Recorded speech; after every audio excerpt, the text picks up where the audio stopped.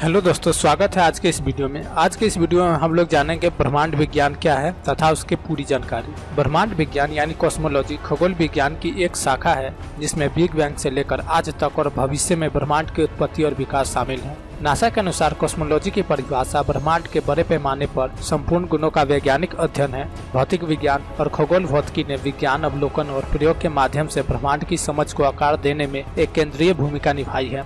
भौतिक ब्रह्मांड विज्ञान को गणित और संपूर्ण ब्रह्मांड के विश्लेषण में अवलोकन के माध्यम से आकार दिया गया था। माना जाता है कि ब्रह्मांड आमतौर पर बिग बैंग के साथ शुरू हुआ था।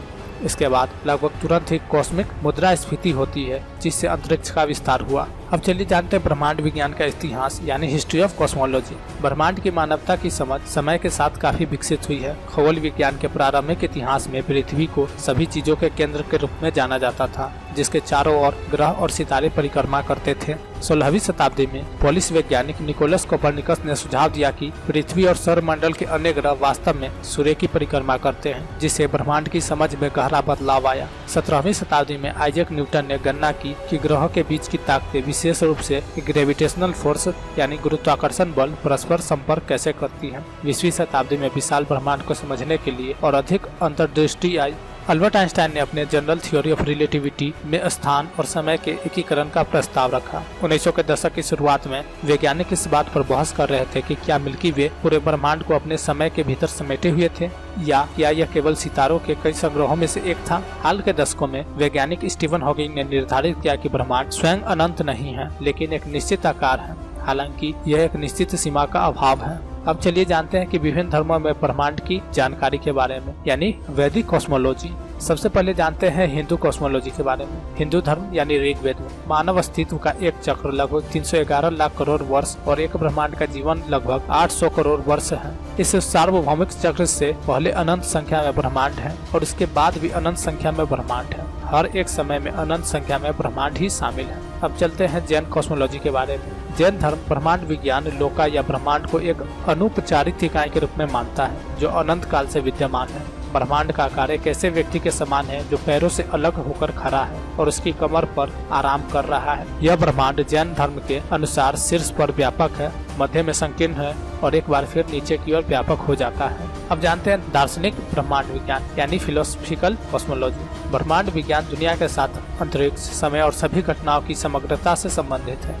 ऐतिहासिक रूप से इसकी काफी व्यापक दायरा रहा है और कई मामलों में धर्म की स्थापना हुई थी। आधुनिक उपयोग में तत्व मीमांसा ब्रह्मांड विज्ञान ब्रह्मांड के बारे में प्रश्नों को संबोधित करता है जो विज्ञान के दायरे से परे है। यह धार्मिक ब्रह्मांड विज्ञान से इस मायने में अलग है कि यह द्वंद्वात्मकता जैसे दार्शनिक तरीकों का उपयोग करते हुए इन सवालों का दृष्टिकोण है। आधुनिक तत्व मीमांसा ब्रह्मांड विज्ञान निम्न सवालों को संबोधित करने की कोशिश करता है, जैसे ब्रह्मांड की उत्पत्ति क्या है, इसका पहला कारण क्या है, क्या इसका अस्तित्व आवश्यक है, ब्रह्मांड के परम सामग्रिक घटक क्या है, ब्रह्मांड के अस्तित्व का अंतिम कारण क्या है, क्या ब्रह्मांड का एक उद्देश्य है, क्या चेतना के अस्तित्व का एक उद्देश्य है, हम कैसे जानते हैं कि ब्रह्मांड की समग्रता के बारे में क्या जानते हैं, क्या ब्रह्मांड संबंधित तर्क से आध्यात्मिक सत्यों का पता चलता है आदि।